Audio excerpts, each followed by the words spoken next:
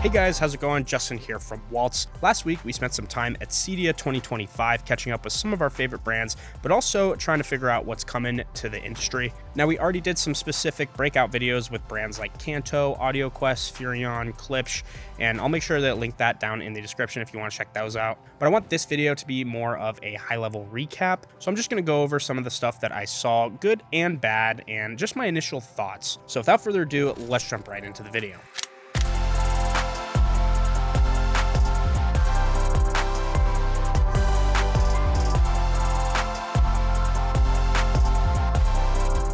Now, overall, I'll be honest, I was a little let down this year. There were a ton of big brands who didn't have a booth, or if they did, it was very minimal, and they just weren't really highlighting anything new. The sentiment of a lot of brands that I spoke to seemed to be, oh, well, there's just not a lot this year, but, we're going to have a lot next year, which, great, but I still wanted to see more. So what exactly disappointed me so much? Well, here it is. I guess we'll start with Samsung, because they didn't really have a booth. They did have some stuff on display, like the new Frame Pro, but it was a very, very small part of the Harman booth, which, I know Samsung owns Harman, but still, with all the new models that came out this year, I thought they would definitely have something at CEDIA. I mean, CES was huge, and they hadn't even announced all the new stuff yet, so I was definitely expecting more from them. And then as far as JBL goes, I mean, I didn't even see any of the new Mark II soundbars, which, definitely gonna be doing videos on those, but again, just kind of disappointed there. LG also didn't have a booth. They did have a private meeting room where I got to see the 77 transparent OLED that they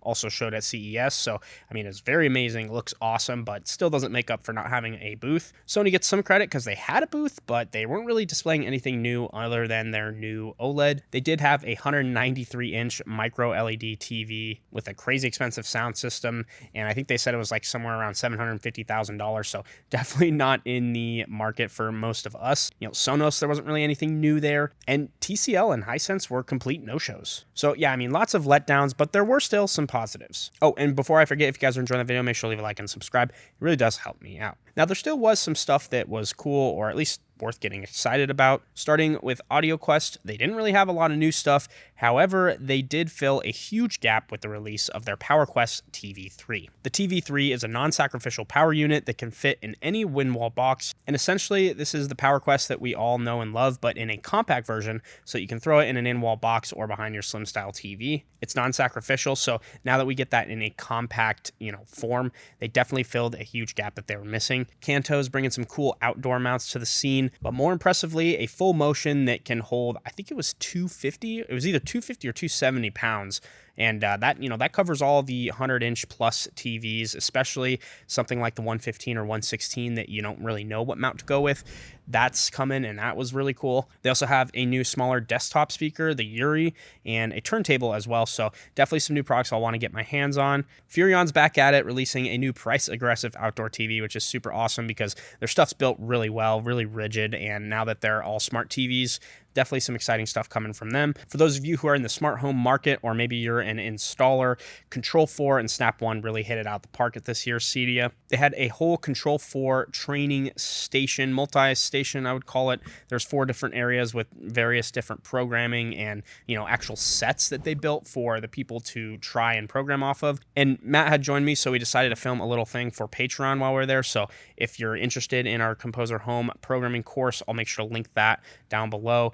Very helpful if you're a smart home programmer. Massimo, which is the parent company that owns Bowers & Wilkins, Denon, Polk, Marantz, and Definitive Technologies. They had a lot of stuff in the works, but not really a whole lot released other than the new Horizon speaker, which is really cool, really premium.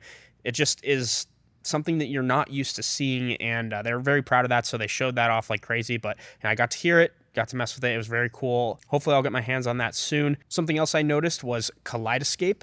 If you're not familiar with Kaleidoscape, it's a hardware-based cloud storage media player. And I mean, these things were everywhere. Just about every booth that was displaying any sort of visuals had a Kaleidoscape on hand. They've made a huge impact on the industry, and we do actually use them here at our store, so we'll definitely have to do some videos on that as it is, making a come up. Also, KLH, although they weren't on site, they did have a pop-up that I got to privately listen to the new Model 7s, I think it is. And yeah, they sound great, as you'd expect from a KLH speaker. Very crisp, very clear, and a lot of bass without having to have a subwoofer, which most people want in a 2-channel, but I just thought I'd throw that in there. Klipsch was also there, and really not a whole lot of new stuff other than showing the Core 300 with the new 12-inch subwoofer. They did have a really cool 4.1 outdoor system, which we did a breakout video on Klipsch, so you should definitely check that out if you want to learn more about what they had at their booth. But yeah, I mean, that pretty much covers everything CEDIA 2025. I want to know what you guys think down in the comments section, and if there's anything I missed, please let me know. It was a great show this year, and although there were some bummers, I definitely am pumped to see what they come out with next year, and not to mention even CES if I go again. If you guys enjoyed the video, make sure to leave it like and subscribe, and as always, thank you guys for watching. We'll see you in the next one.